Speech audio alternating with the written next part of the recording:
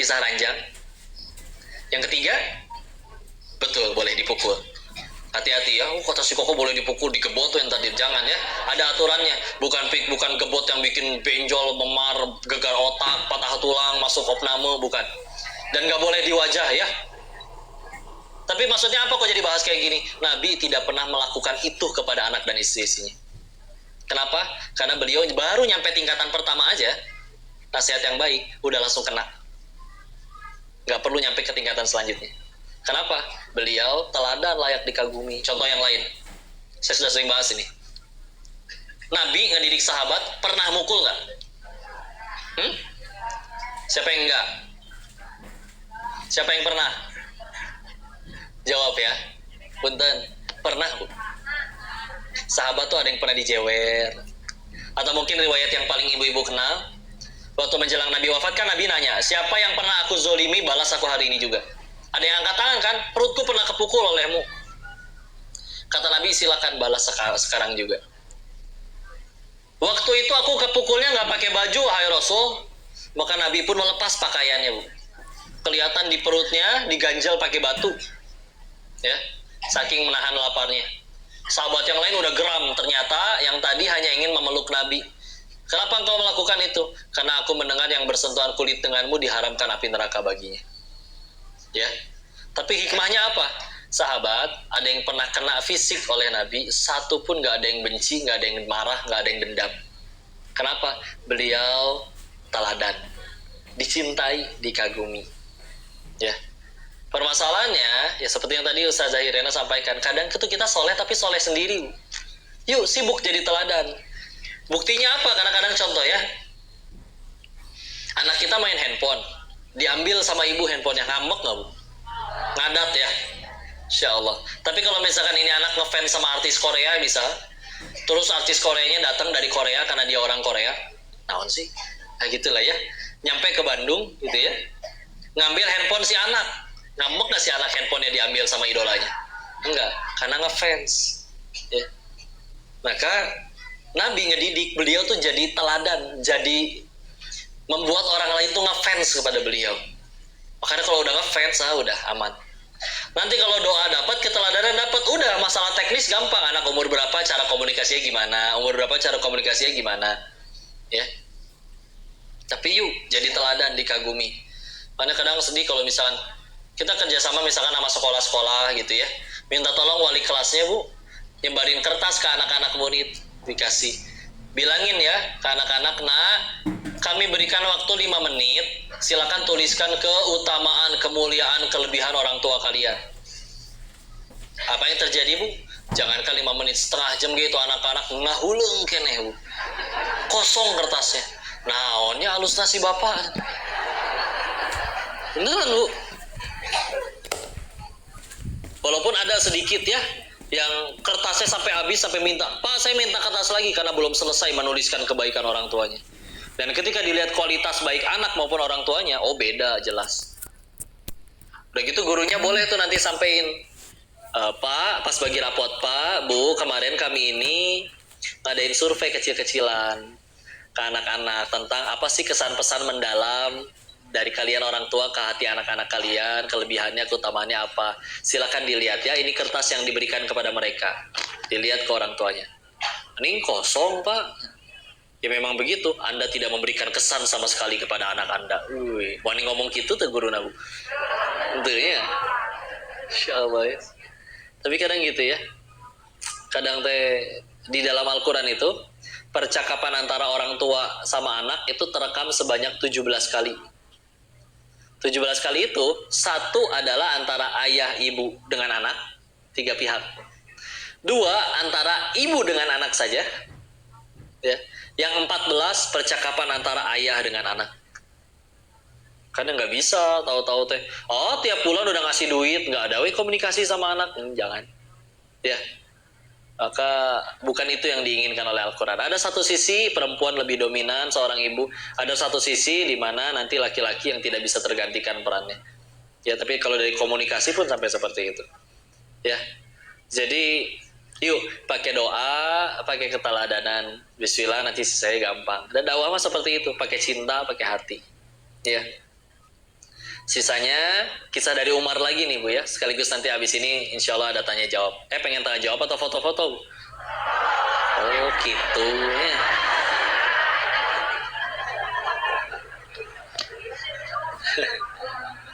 Saya pengen tanya dulu Bu. Jawab dengan jujur. Saya kadang bingung dengan kenapa perempuan itu minta fotonya diulang lagi ya. Padahal yang diupload satu gitu. Dan dipoto berapa kali kan nggak berubah mukanya. Ya. Tapi misalkan ibu foto 10 orang, yang lain semua senyumnya bagus, cantik gitu, cuman ibu perem sorangan Bu. Kira-kira diupload nggak Bu? Oh. Minta diulang nggak fotonya? Berarti bagi ibu itu bukan foto yang baik ya? Gitu ya. Musibah.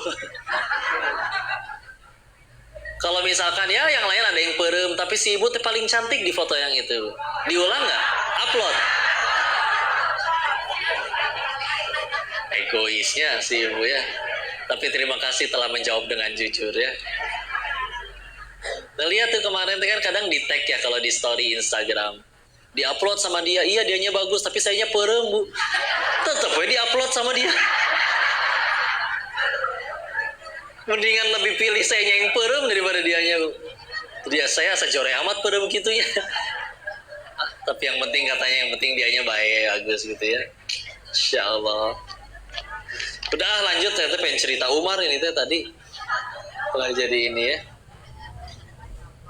Umar ketika memimpin, sama ya ini beliau betapa luar biasanya memang. Waktu jadi pemimpin tertinggi, datang Bu ceritanya ada gubernur yang lain. Lapor lah ya, sekaligus sowan, menghadap, bawa oleh-oleh Bu, kue. Kuenya pakai hal ya, kue. Bawain aku cookies. Masya Allah. Bawa kue, dicicip ya sama Umar waktu itu.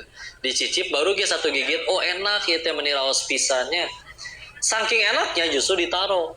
Ditanya dulu, ini kue seenak ini, semua warga di tempat tinggalmu itu bisa makan nggak? Bahkan yang paling nggak punya uang sekalipun. Kata gubernurnya teh, enggak sih, ini kue teh makanan mahal, menengah ke atas, gak semua sanggup beli. Apa kata Umar? Di mana unta kamu? Dibungkus lagi, langsung ditaruh lagi oleh Umar di untanya.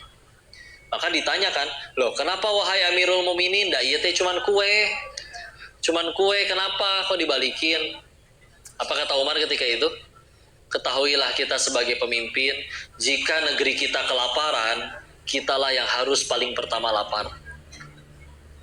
Dan jika negeri kita akhirnya makmur, ketahuilah seharusnya kita yang paling terakhir kenyang.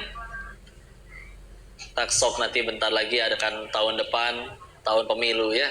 So, gimana ceritanya pemimpinnya buncit sendiri, rakyatnya kelaparan tuh gimana ceritanya? Ya. Dulu Umar Bu, Umar waktu Madinah paceklik kesulitan pada gagal panen, Umar itu usahanya lancar. Karena memang itu bidang yang tidak habis dimakan zaman ya. Jadi duitnya tetap dapat dan halal bagi dirinya. Orang usaha halal kok. Halal bagi dirinya. Tapi karena tidak ingin mengamalkan apa yang beliau ucapkan dan tidak ingin membuat masyarakat yang berpikir yang tidak-tidak, maka dalam waktu tempo beberapa bulan tersebut, Umar sepanjang berapa bulan hanya meminum minyak zaitun saja sampai tubuhnya menguning. Padahal uangnya dari hasil ininya ada, dan akhirnya malah disedekahin. Ya, lihat, saking menjaga hati masyarakatnya, gak mau, tidak empati kepada rakyatnya, masa pemimpinnya kenyang sendiri, sedangkan ininya tidak, masyarakatnya kelaparan. Beliau bahkan mau yang halal bagi dirinya pun beliau nggak berani ambil, saking pengen empati sama masyarakatnya. Ya, lihat itu semua. Umar jadi tokoh besar, orang lain jadi tokoh besar, semuanya karena apa? Segitu cintanya sama umatnya. Maka yuk, kalau misalkan pengen jadi baik, jadi hebat, yuk dengan dalam dakwah cinta sama umatnya. Saya dapat cerita ada orang kerja di coffee shop, toko kopi. Dia cerita udah berpindah-pindah kerja tuh sebetulnya udah banyak. Bahkan beberapa kerjaan sebelumnya itu gajinya jauh lebih tinggi daripada kerjaan dia yang sekarang di toko kopi. Maka ketika ditanya, kenapa sih kamu kok mau malah kerja yang di sini? Kenapa yang di sini malah betah? Dijawabnya karena apa? Pemimpinnya. Emang kenapa pemimpin kamu, pemimpin yang dulu, ya datang yang ditanya, gimana penjualan hari ini? Loh kok cuma segini, lu tuh nawarin gak sih, kerja gak sih, bener gak sih kerjaan lu? Kan kita ditarget, sana nawarin lagi. Padahal dia yang lagi sakit, lagi apa gitu ya. Bos yang sekarang, begitu datang, bro gimana, kemarin katanya anak lu sakit ya? Ini gue bawain madu nih, buat anak lu ya, titip ya, ini juga buat istri lu, sehat-sehat dulu, udahlah kalau capek gak usah kerja dulu. Target mah udahlah, gampang, rezeki udah ada yang ngatur, diperlakukan seperti manusia, ya. Udah tenang aja. Tapi bos gimana nih, target belum? Saya juga udahlah tenang. Nggak nyampe target juga berapa hari, kita masih hidup aja, nggak kelaparan. Diperlakukan sebagai manusia, ya. Gimana anak lu sekarang katanya udah masuk SD ya? Gimana udah bisa apa aja dia? Ih pinter ya anak lu ya. Ih keren anak gue belum bisa tuh kayak gitu. Diperlakukan kayak manusia. Yang tadi sebelumnya mana target? Gimana penjualan? Ya nggak peduli kayak gimana juga.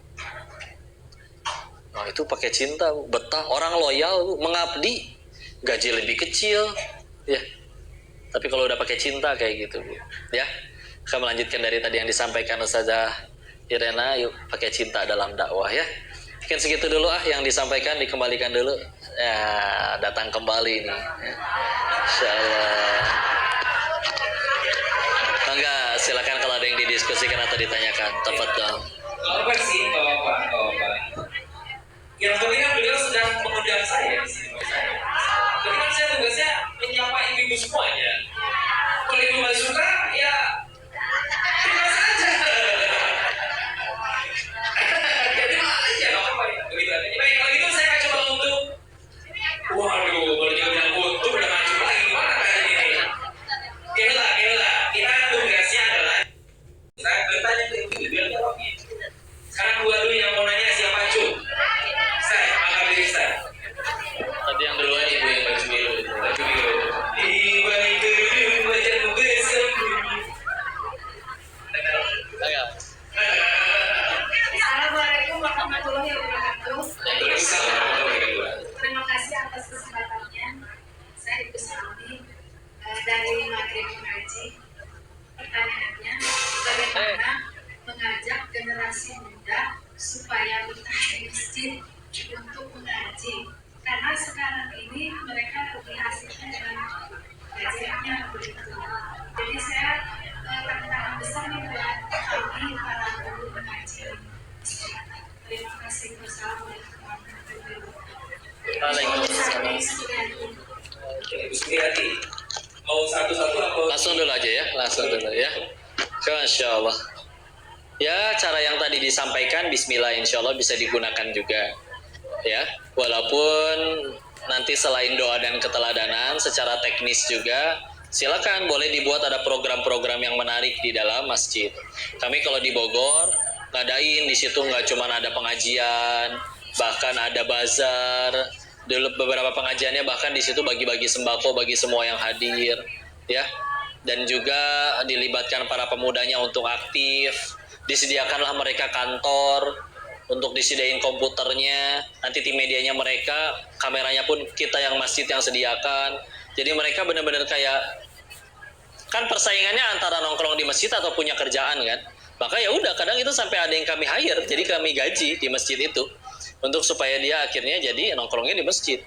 Disediakan wifi, kantornya ber-AC, ya. Mereka udah jadi ya kata kasarnya mah jatuhnya marbot masjid, tapi lengkap dengan semua fasilitasnya. Akhirnya mereka ngajakin teman-temannya, kegiatan apapun ngumpul semua base campnya di masjid. Apalagi kalau memang ya masjid kan lebih enak ya, lebih lega, lebih lapang, parkiran lebih luas. Ya itu silakan sih program-program apa saja. Soalnya memang kadang mereka jadi kayak gitu ya, kalau pengen jujur, dari kecil ke masjidnya dimarahin terus sama orang-orang yang di ininya. Itu jangan ya, jangan dimarahin, ganggu sampai dibentak, sampai ada yang dipukul.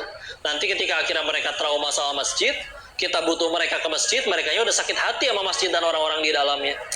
Maka itu juga yang jadi kendala ya.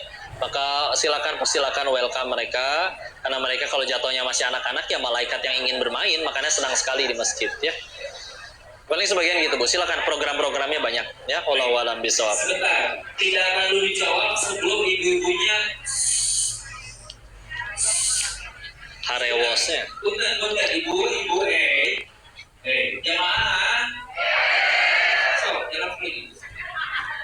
Sudah ya. Oke. Pertanyaan kedua. Saya belajar apa ya tadi ya? Ya, mangga. Ibu yang itu aja. Soalnya sama kayak saya tadi. Kaki lagi malah maksudnya. Nah, ini. Kau ya, silakan. Iya, lagi di Savoy Homan. Assalamualaikum warahmatullahi wabarakatuh. Waalaikumsalam warahmatullahi wabarakatuh. Nama saya Rita. Iya. Saya ingin nanya, bagaimana kalau misalnya cara kita untuk berdoa, tapi di sini kata udah jauh dari ajaran agama Islam, jadi biar kita untuk berdakwahnya teh udah dibilangin, baru aja belajar udah ingin dakwah, gitu Ustaz. Apa gimana awalnya tadi? Awalnya Belajar. kalau misalnya kita ingin berdakwah, tapi Iya. di lingkungannya udah banyak orang yang jauh kena ajaran agama Islam. Oh iya. Misalkan kayak anak-anak udah pada main gadget, udah terus lagi bulan Ramadan jarang berpuasa. Nah, satu sisi saya ingin mengajak, tapi gimana caranya biar enak gitu loh Ustaz. Gitu aja. Terima kasih. Kang, Masya Allah. Ya makanya ngaji teh kudu lama ya.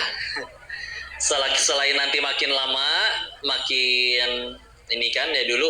Contoh Imam Asy-Syafi'i aja, ketika pengen berguru ke Imam Malik, itu 16 tahun baru pulang. Itu pun karena Imam Maliknya meninggal. Kalau nggak meninggal lanjut terus.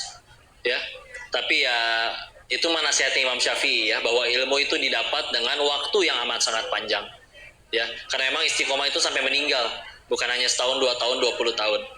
Sisanya selanjutnya, makanya inilah pentingnya bahwa sebelum kita sampaikan, kita pastikan bahwa itu datang dari kebenaran. Misalkan pengen nyampein sesuatu, pastiin dulu ini di Quran ada nggak atau di hadis sahih ada nggak. Selagi ada, bismillah. Kayak misalkan contoh, saya berkata semua orang muslim wajib sholat loh. Ada yang berani bantah, angkat tangan. Nggak ada. Kenapa? Karena saya tahu itu di Quran ada. Ya. Jadi nggak ada yang berani bantah. Kalau dia ngebantah, yang salah di dianya. Nggak usah kita urusin. Kalau ternyata, apalagi kalau ternyata mereka belajar agamanya benar, maka mereka pasti akan melihat apa yang disampaikan, bukan siapa yang menyampaikan. Ya. Kalau ternyata mereka malah ngerasa, alah so tahu lu baru game belajar segala macam, tinggalkan, udah selesai. Karena dia pasti jatuhnya jadi debat. Ya. Dan Nabi menyukai menjanjikan surga bagi orang yang meninggalkan perdebatan meskipun ia benar. Ya. Beda ya, bedakan nanti antara debat dengan diskusi. Debat mah udah, debat itu bukan mencari kebenaran, tetapi mencari pembenaran. Itu beda banget. Ya. Maka itu silakan ya. Yang penting kita tahu, dan lebih afdol laginya, lebih luar biasanya lagi ya, nanti lebih powerfulnya kalau apa? Kalau kita juga sudah mengamalkan apa yang kita akan sampaikan.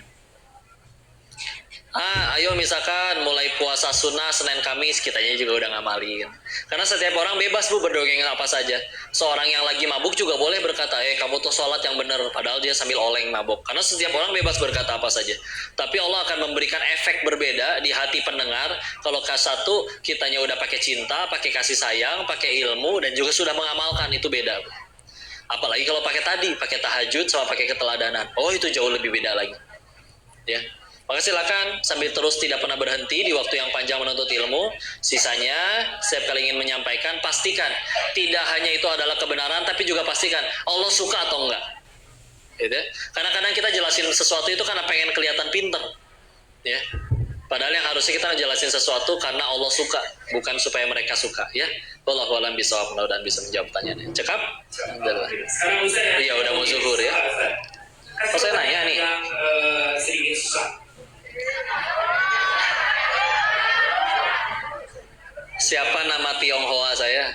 Kalau udah sering ikut pengajiannya pasti tahu. Oh ini dulu tuh ibu. Angkat tangan dulu. Sebutin. Tar dulu ini dulu. Ayo siapa bu? Bukan. Denis kan nama Indonesia. Ada yang tahu? Ulangi 1, 2, 3 kata. Nah ibu ini nih boleh. Ibu ini ya dia. Ini ada si ibu tadi. Ibu Ina, ibu siapa? Nama Tionghoanya?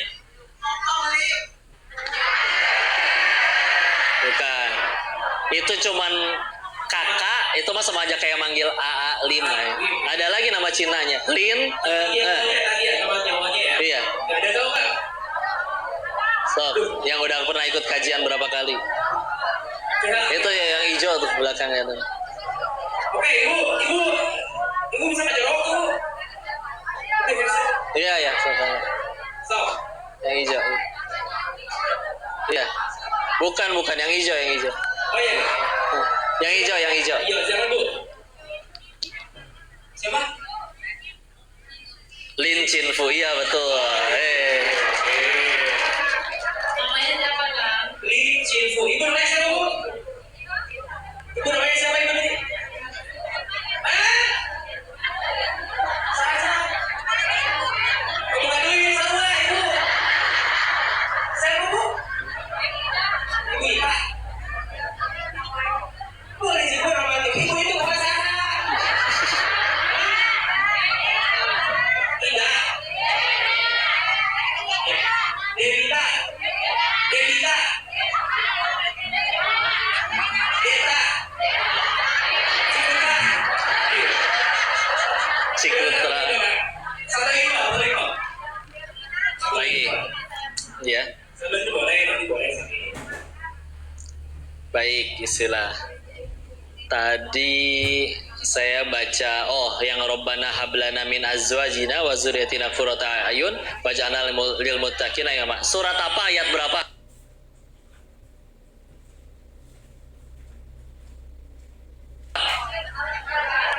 Yang mana kan? Iya.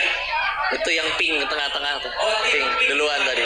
Pink tengah. Surat apa, ayat berapa? Surat apa bu? Ayat Ayat. salah. Al-Furqan cuma nyampe 77. Ayat berapa ibu? 74 ya kok. Al-Furqan 74 ya betul. Ini ibu yang menyuruh kandung siapa namanya? Hah? Asih. Asri. Asri. Asri. Jadi. Ini ibu muda. Yaudah yang merasa jawaban dia ada di belakang ya. Oh, izin kesimpulan dari materi dalam itu mendoakan kepada jemaah di sini kok agar Ramadan kali ini selalu berkami begitu. Baik, Insya Allah. Salah satu hal yang masih paling kita pikirkan sekali lagi adalah mudah bagi Allah untuk tidak menyampaikan kita ke bulan Ramadan. Atas segala banyak dosa kita, mudah bagi Allah mematikan kita tidak sampai ke bulan Ramadan. Maka kalau Allah sudah sampaikan kita ke bulan Ramadan, apalagi ini sudah sampai di 10 hari terakhir, yuk jangan disia-siakan. Banyak orang yang nanti di akhir tuh ngarep, ya Allah saya yang pengen nyampe ke Ramadan malah nggak nyampe. Kita yang nyampe malah menyia-nyiakan, jangan ya. Dan ingat, bagi orang beriman itu tidak ada yang tidak baik. Semuanya baik kalau pakai kacamata iman. Tapi apa sih yang baik bagi orang beriman? Apapun yang membuat kita tambah dekat kepada Allah. Makanya setiap hari yang dipikirin adalah gimana caranya aku makin dicintai Allah, bukan dicintai makhluk. Ya, Wallahu a'lam bishawab. Semoga bisa jadi manfaat. Barakallahu fikum.